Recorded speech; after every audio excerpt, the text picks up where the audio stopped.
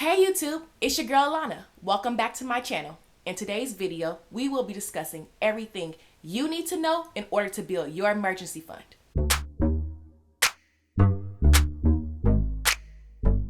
First, what is emergency fund?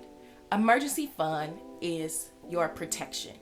Basically what it is money that secures you when times of uncertainty come up.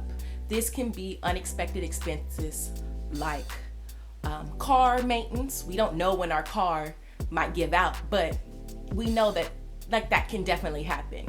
A job loss. These are things that we don't necessarily want to happen or want to happen to us, but it's a possibility.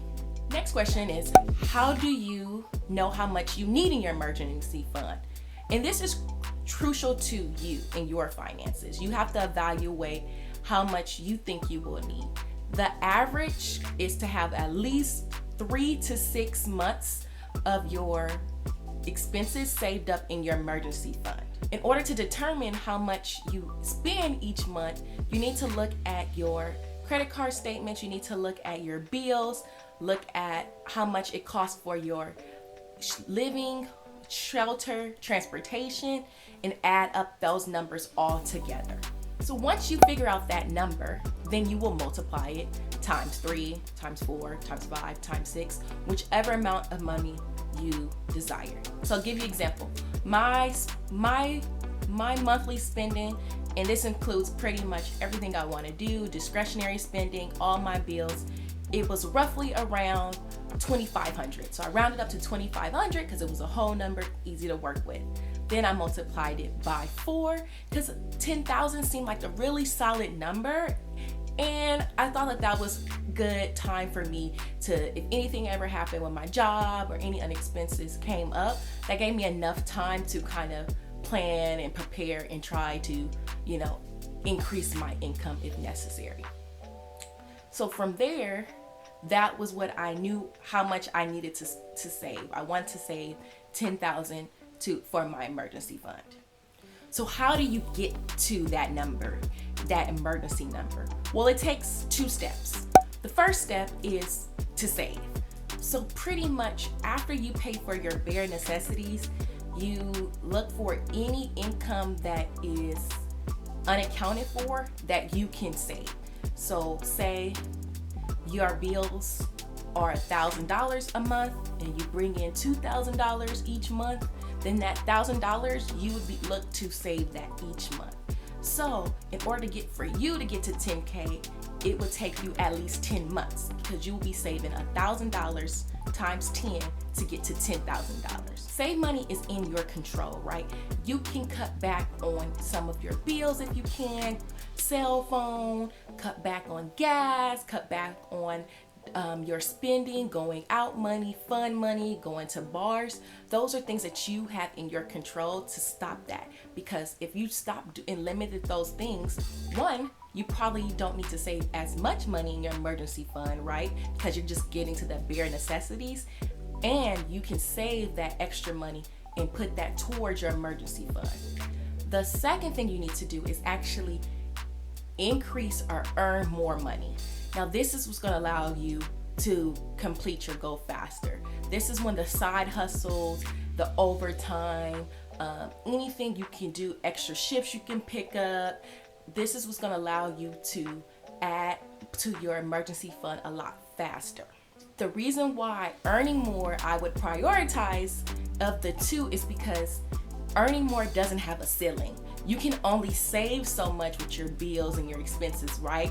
You probably can't change your lease as fast as you can, or move to a different area, or move back home if that's an option. That's totally understandable. Sometimes we are in the situation that we are in at that current moment. But earning more, your potential to earn is limitless. So that's why you really want to prioritize earning more when you can. Look into Uber and Lyfting, DoorDash. Those are some popular ways that you can make money just through your phone and through your car. Tools and skills that you already have. Look at things that you're already great in, and maybe you can monetize that more. So always look for ways to earn more money, because everything you earn, the extra you earn, that's going to go directly to your emergency fund. You have to have the right mindset. The mindset you want to come from is that you are protecting yourself, right? You are creating your safety net. So you are willing to make any sacrifice you can to protect yourself in the future, because we can't say that everything will always be good at all times, right?